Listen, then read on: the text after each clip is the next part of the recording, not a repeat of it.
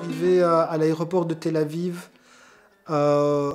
J'y avais pas été depuis 2002, donc ça faisait 17 ans.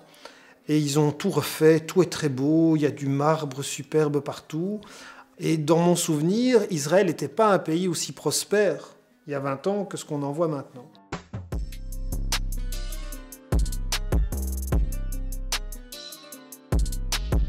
Après avoir roulé dans des petites routes poussiéreuses et tout ça, on est arrivé un petit peu en hauteur, en fait dans une vallée désertique, sur cet endroit qui a l'air de rien, comme ça.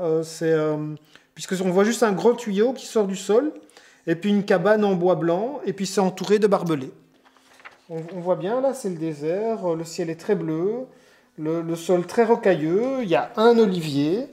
En fait, il y a un ruisseau à sec. Et ce qu'il y a là-dedans, dans cette cabane blanche, c'est une pompe. Il faut aller jusqu'à 400 mètres pour tirer de l'eau en grande quantité. Et donc, c'est une installation israélienne, évidemment, faite par la Société israélienne de l'eau. On est en plein milieu des territoires occupés. Et cette eau est extraite. Et elle sert avant tout à alimenter les exploitations agricoles tenues par des colons le long du Jourdain. Juste avant d'arriver, on avait vu des grands champs avec des cultures toutes vertes, toutes belles. Il y avait 2 champs qui, eux, étaient pas irrigués, donc complètement desséchés. On nous a expliqué que ceux-là étaient tenus par des agriculteurs palestiniens qui ont abandonné parce qu'ils n'avaient pas le même accès à l'eau. Et cette eau, en fait, elle est fournie aux colons israéliens et elle est vendue aux Palestiniens. Et donc ça m'a bouleversé de voir qu'on pouvait voler l'eau aux Palestiniens et puis la leur revendre en même temps.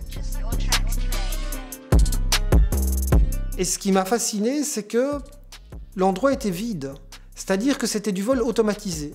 Il n'y avait pas, d'habitude, quand on pense à un vol de ressources, on croit qu'il y a des gens. Mais là, il y avait des machines. Pour empêcher les sabotages, en fait, il y avait des senseurs laser, un peu comme dans un film de science-fiction, tout autour, pour détecter les intrus qui viendraient saboter l'installation. On a appris que les Palestiniens, eux, n'avaient pas le droit d'aller pomper à plus de 100 mètres de profondeur.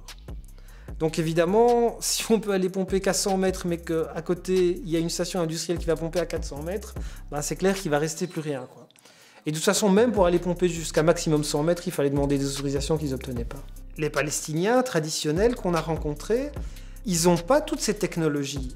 Et donc il y a vraiment le choc de 2 mondes, des gens qui essayent de survivre d'un côté, et puis une structure technologique qui est assez inhumaine de l'autre.